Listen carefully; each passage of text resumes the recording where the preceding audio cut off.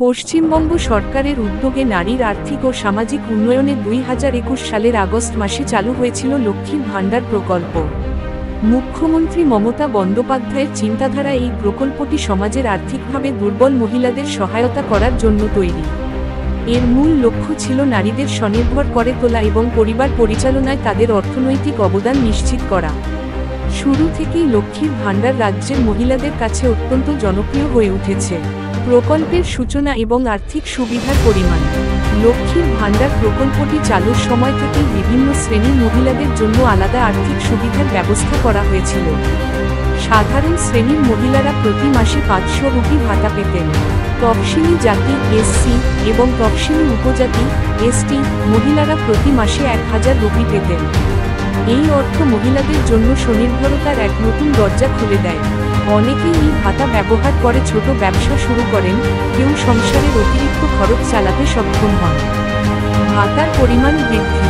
2024 সালের এপ্রিল মাসে রাজ্য সরকার লক্ষ্মীর ভাণ্ডারের ভাতার পরিমাণ বাড়ানোর সিদ্ধান্ত নেয়।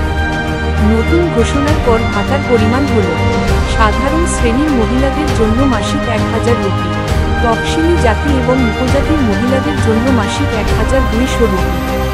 এই পরিবর্তন মহিলাদের আরও বেশি উৎসাহিত করেছে এবং তারা সংসারের আর্থিক ব্যবস্থাপনায় বেশি সক্রিয় ভূমিকা নিতে পারছেন।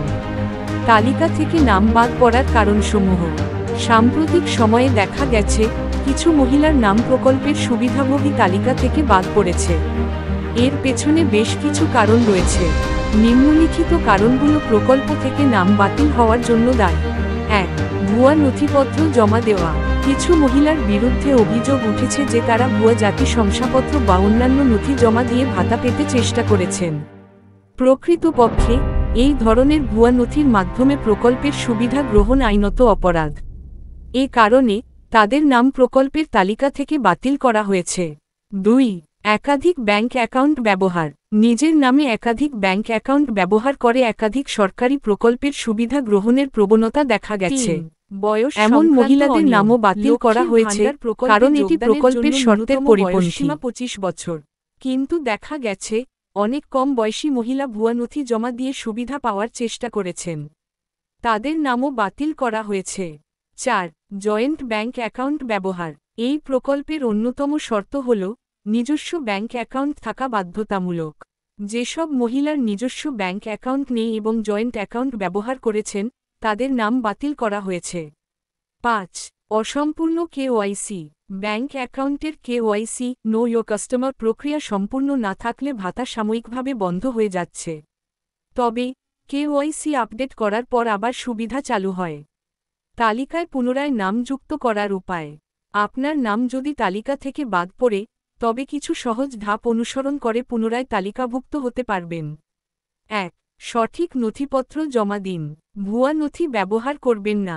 প্রকল্পের জন্য যে নথিগুলি প্রয়োজন তা সঠিকভাবে জমা করুন। এতে পুনরায় তালিকাভুক্তির সম্ভাবনা বাড়বে। 2. নিজস্ব ব্যাংক অ্যাকাউন্ট খুলুন। নিজের নামে একটি ব্যাংক অ্যাকাউন্ট থাকা আবশ্যক। জয়েন্ট অ্যাকাউন্ট ব্যবহার করা যাবে না। 3. কেওয়াইসি আপডেট করুন। ব্যাংক অ্যাকাউন্টের কেওয়াইসি প্রক্রিয়া সম্পূর্ণ করুন। সমস্ত তথ্য ঠিকঠাক রাখুন, যাতে ভাতা গ্রহণে কোনো সমস্যা না হয়। ব্লক অফিসে যোগাযোগ করুন।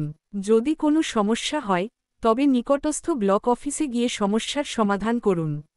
তারা পুনরায় তালিকাভুক্তির জন্য আপনাকে প্রয়োজনীয় নির্দেশনা দেবে। সরকারের পদক্ষেপ।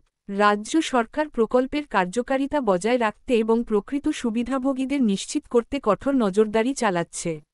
ভুয়া নথি ব্যবহার রোধে নানান পদক্ষেপ নেওয়া হয়েছে। প্রতিটি আবেদনকারীর নথি যাচাই করা হচ্ছে এবং যে কেউ প্রকল্পের শর্ত লঙ্ঘন করলে তার নাম বাতিল করা হচ্ছে। নাগরিকদের দায়িত্ব। প্রকল্পের সুফল পেতে হলে প্রত্যেক সুবিধাভোগীকে সৎ থাকতে হবে এবং প্রকল্পের শর্তগুলি মেনে চলতে হবে। ভুয়া নথিপত্র জমা না দেওয়া, একাধিক ব্যাংক অ্যাকাউন্ট ব্যবহার না করা, প্রয়োজনীয় কেওয়াইসি আপডেট রাখা। কেন সতর্ক থাকা জরুরি? লক্ষ্মীর ভাণ্ডার প্রকল্পটি শুধুমাত্র প্রকৃত সুবিধাভোগীদের জন্য। এটি মহিলাদের আর্থিক স্বাধীনতা এবং ক্ষমতায়নের একটি হাতিয়ার। ভুয়া উপায়ে সুযোগ নেওয়া প্রকৃত সুবিধাভোগীদের